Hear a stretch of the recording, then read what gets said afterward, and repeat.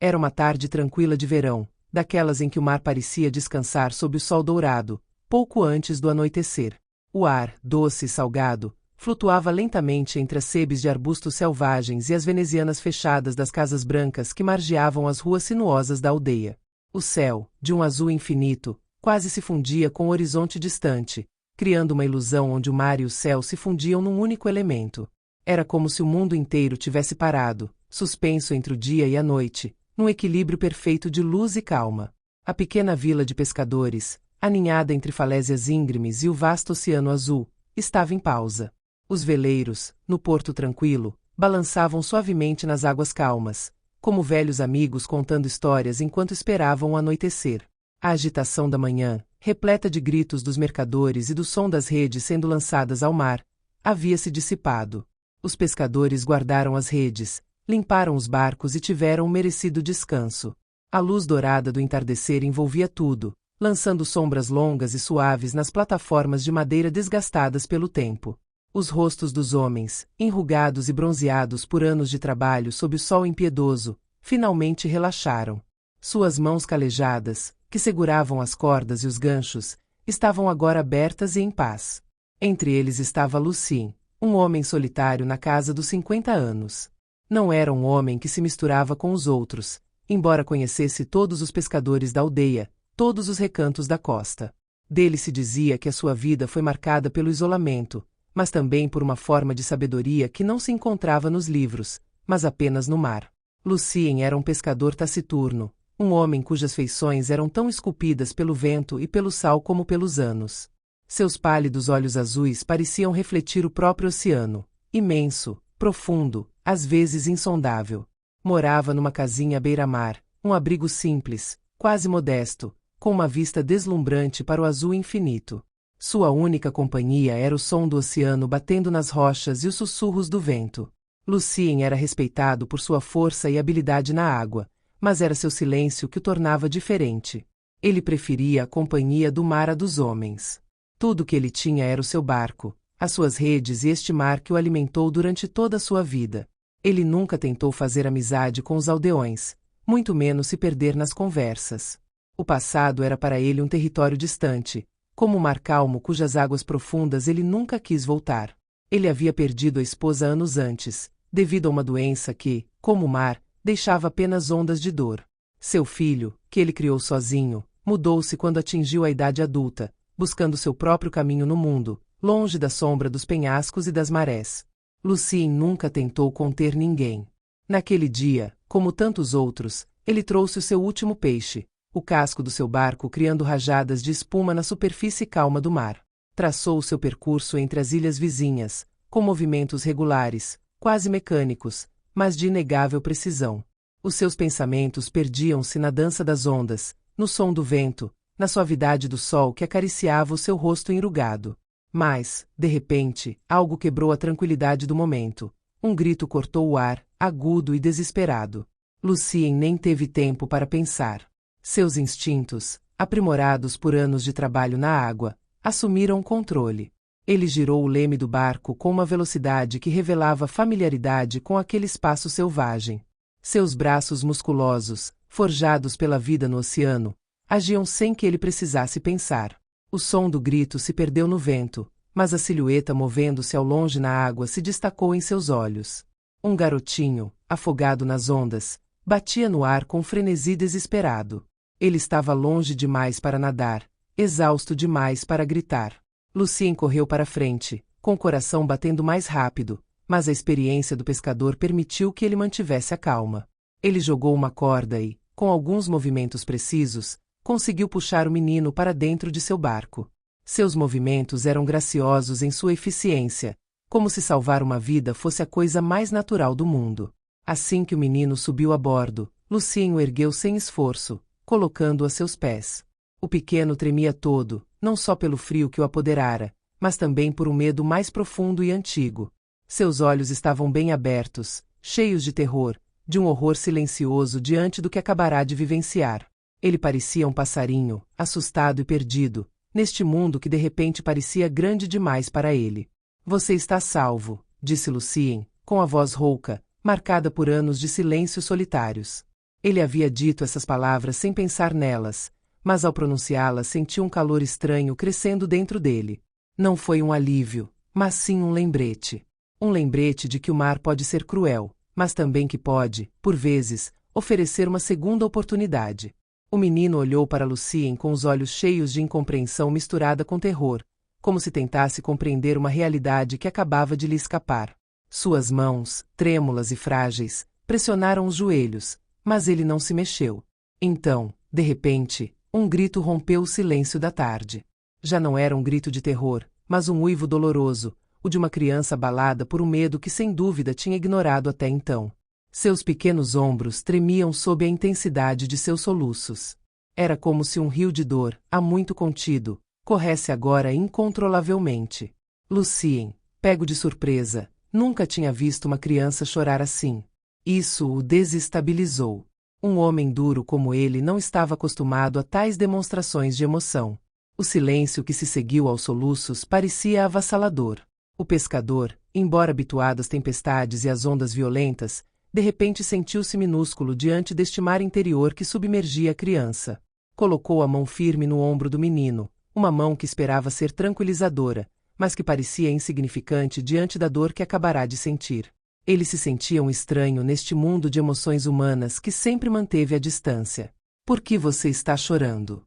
Você está salvo, está tudo bem agora, ele sussurrou, tentando encontrar as palavras certas. Mas ele sabia, no fundo, que essas palavras não poderiam fazer nada, que nada poderia aliviar esse tipo de dor. Entre dois soluços, o menino murmurou, com a voz entrecortada, estas palavras que, como uma faca, perfuraram o coração de Lucien. Tive medo de nunca mais ver minha mãe. Pensei que fosse morrer. E ninguém me veria. Essas palavras pairaram no ar, carregadas de significado, carregadas de um desespero que Lucien não conseguia compreender totalmente, mas que despertou nele uma compaixão que ele nunca conheceu. Era como se a criança, em lágrimas, acabasse de libertar uma ansiedade demasiado pesada, um terror que não se limitava ao afogamento iminente, mas ao medo mais profundo e íntimo. Um medo do abandono, do desaparecimento invisível, um medo que teve que carregar sozinho, sem contar a ninguém. Lucien ficou sem palavras por um momento.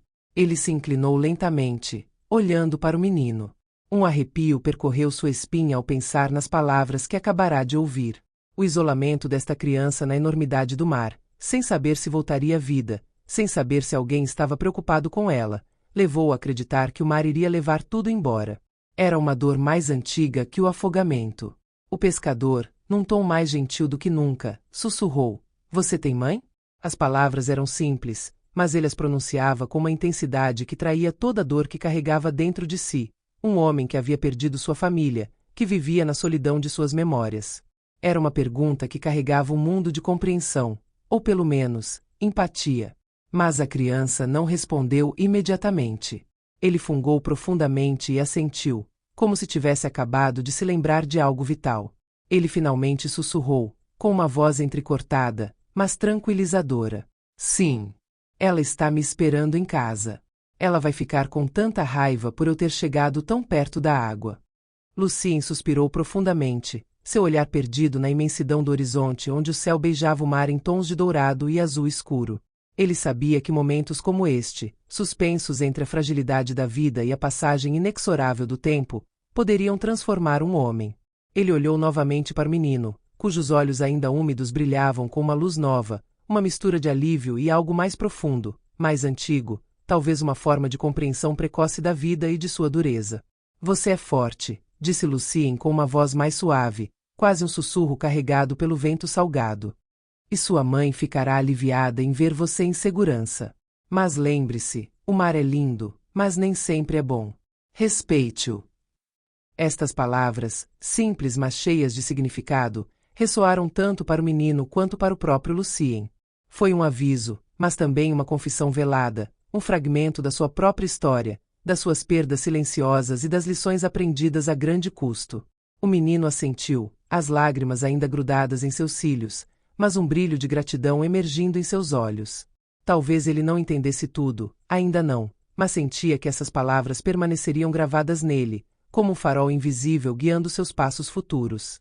A caminhada para casa foi silenciosa, pontuada apenas pelo som de passos na areia molhada e pelo grito distante das gaivotas. Lucien levou o menino para casa, com o coração pesado, mas paradoxalmente em paz. Ele não conseguia explicar por que esse momento, esse encontro, ressoou tão fortemente dentro dele. Talvez porque, no reflexo do medo e da vulnerabilidade da criança, ele tenha vislumbrado sua própria solidão, o seu próprio naufrágio interior.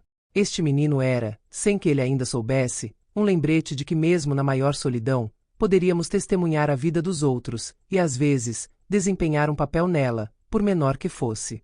Os dias passaram, mas essa lembrança não desapareceu. Numa manhã de neblina, enquanto Lucien consertava suas redes gastas pela maré, ele ouviu passos hesitantes se aproximando.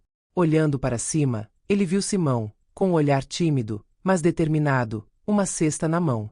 Ele veio com frutas que sua mãe havia enviado como agradecimento. Mas esse não foi o único motivo de sua visita. Havia em sua atitude uma vontade silenciosa de voltar, de ficar, de compreender algo que não conseguirá nomear naquele dia na praia. A partir desse dia nasceu entre eles uma estranha amizade, frágil mas sincera, tecida no silêncio e nos gestos simples.